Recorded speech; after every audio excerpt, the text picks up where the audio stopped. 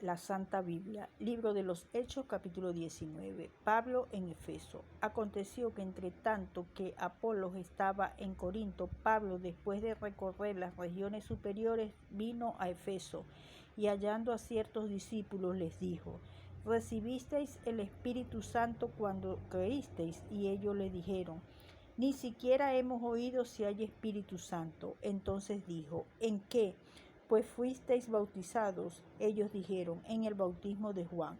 Dijo Pablo: Juan bautizó con bautismo de arrepentimiento, diciendo al pueblo que creyesen en aquel que vendría después de él, esto es, en Jesús el Cristo.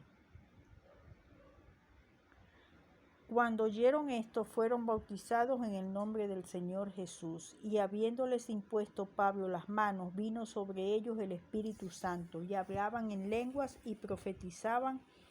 Eran por todos unos 12 hombres. Y entrando Pablo en la sinagoga, habló con denuedo por espacio de 3 meses, discutiendo y persuadiendo acerca del reino de Dios.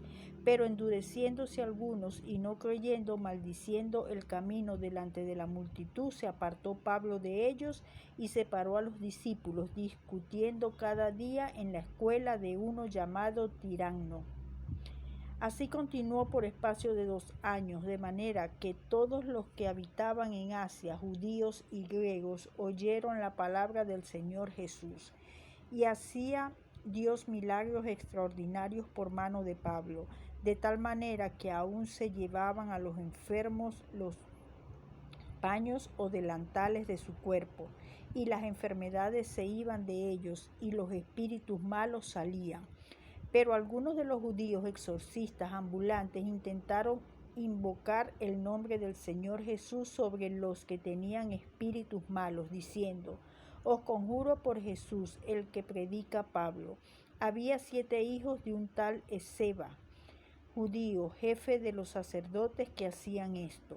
Pero respondiendo el espíritu malo dijo: A Jesús conozco y sé quién es Pablo, pero vosotros, ¿quiénes sois?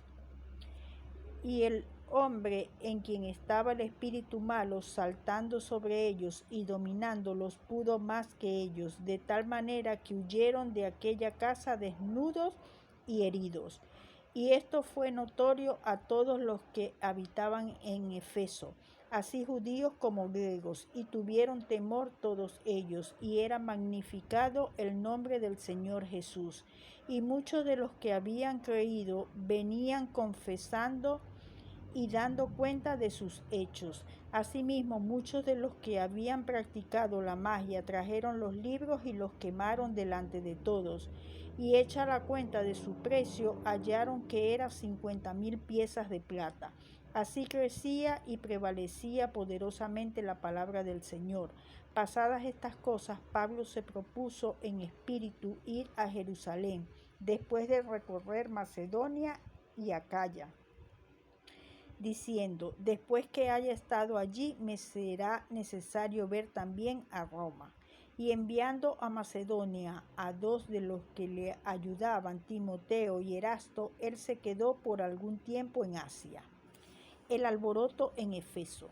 Hubo por aquel tiempo un disturbio no pequeño acerca del camino, porque un platero llamado Demetrio, que hacía de plata templecillos de Diana, daba no poca ganancia a los artífices, a los cuales, reunidos con los obreros del mismo oficio, dijo: Varones, sabéis que de este oficio obtenemos nuestra riqueza.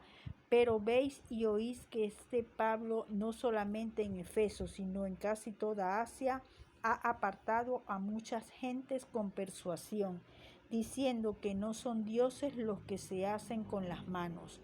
Y no solamente hay peligro de que nuestro negocio venga a desacreditarse, sino también que el templo de la gran diosa Diana sea estimado en nada, y comience a ser destruida la majestad de aquella a quien venera toda Asia y el mundo entero. Cuando oyeron estas cosas, se llenaron de ira y gritaron diciendo: Grande es Diana de los Efesios.